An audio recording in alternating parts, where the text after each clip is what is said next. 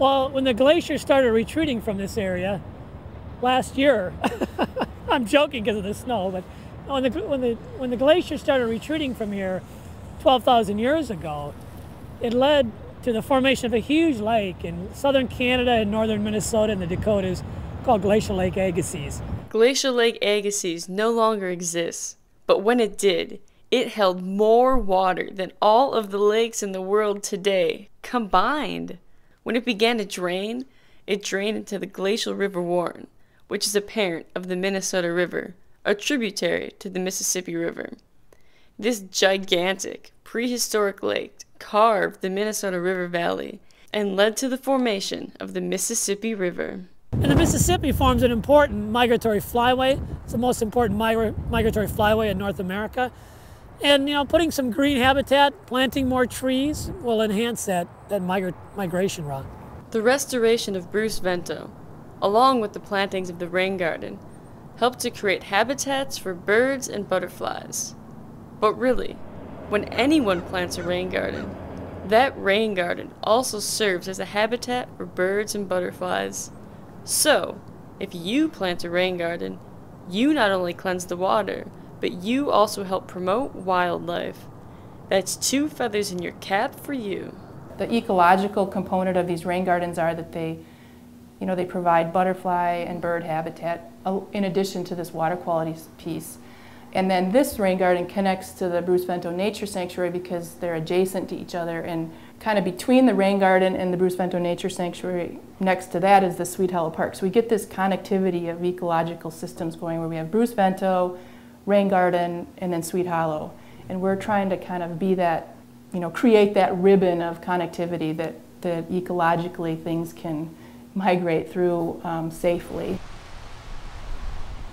Oh, look at our relatives here. Wambadi. I have a song maybe we'll sing for them here. They like the song, I think.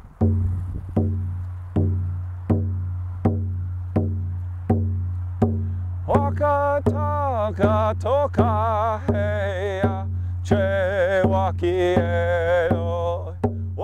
The Mississippi Flyway actually is a corridor for birds that migrate from as far as the southern tip of South America all the way to the Arctic and northern Canada. They come right through here, and there's about 326 bird species that use the Mississippi Flyway.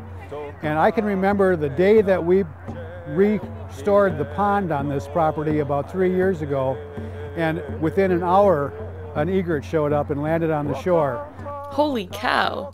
An egret? An egret needs shallow-sided ponds or streams to stand in and fish. And these ponds are the first wetlands on this site since before the railroads. It has been about 150 years since the egret has been welcomed in this area. And now we have egrets, bald eagles. There was an osprey feeding here. We had about 6 hawks here the other day when we were doing a prairie burn. There's warblers that come through here in the spring. Waterfowl that use the ponds already, but it's because it's part of this larger flyway that this place attracts birds, and it's right at a bend in the river in downtown St. Paul, and yet year-round we have bird life here.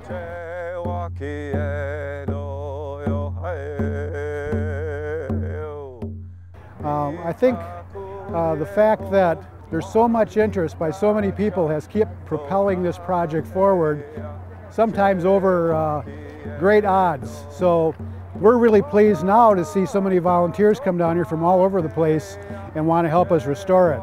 And someday what used to be a rail yard will be back to oak savanna and floodplain forest and wetland like it was probably in pre-settlement times.